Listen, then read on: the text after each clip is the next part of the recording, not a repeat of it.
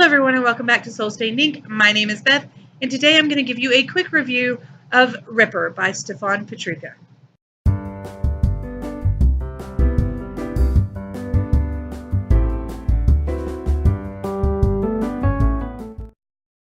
So this book is a upper middle grade YA book about Carver Young, who was abandoned in an orphanage when he was an infant, and he is now 14 and the orphanage is being moved. No one over the age of 13 is being allowed to stay in it.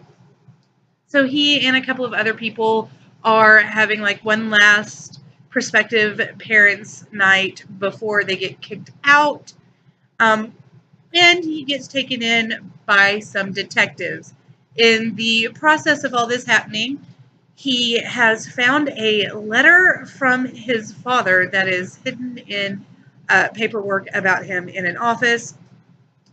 And so he's trying to figure out more about his father and if maybe his father is alive. So the detective agency decides to kind of let him pursue that to learn more about being a detective. It's been his dream to be a detective.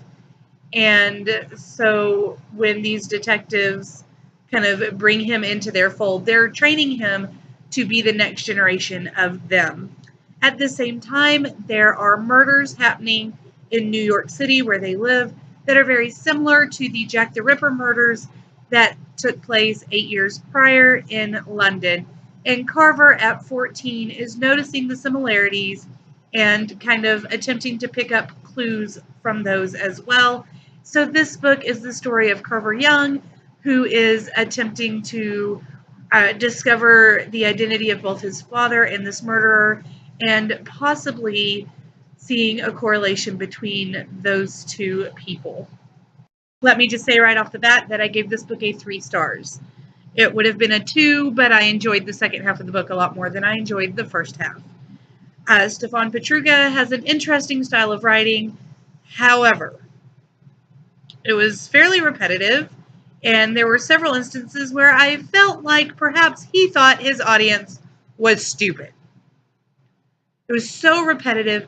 There were so many places where he just kept at it, kept telling us who the speaker was, kept repeating pieces of clues that we'd seen 15 times already, just kept pushing it. And then when these big twists were revealed, there was no, like, I already knew what it was because he dropped such major hints. You couldn't help but know what was going on. Even the biggest twist of all, I felt like most readers would have known that from like the second chapter. Just, I didn't feel like he left much to our imaginations.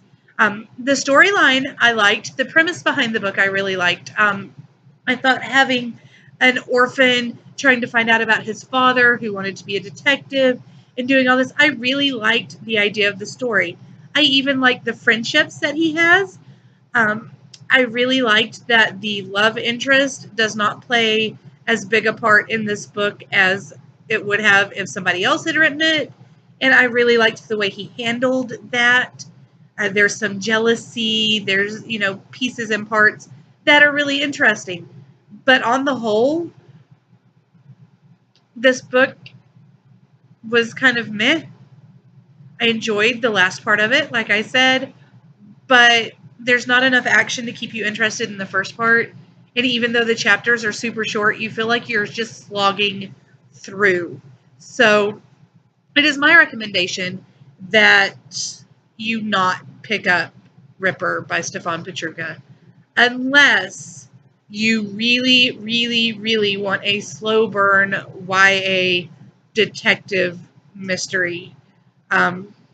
It doesn't really even get into a whole lot of the Ripper stuff. There's some, but it focuses more on the characters of the detectives and what's going on there than it does on Jack the Ripper himself, which is something I feel like was kind of missing from this story. But that's all I've got for you today. I do like the cover, though. Actually, that's not all I have. I really like this cover, and there are a couple of places where it's kind of artfully made to look like maybe someone bled on the page, and I really enjoyed that. And I did check, and I saw another copy of Ripper that's in our school library that has those same kind of markings. So they did that on purpose. It's not just somebody randomly bleeding on the book. But now that's all I have for you. So if you've read the book, let me know what your thoughts are down below. And until next time, read something good and write something better. I'll talk to you again soon. Bye.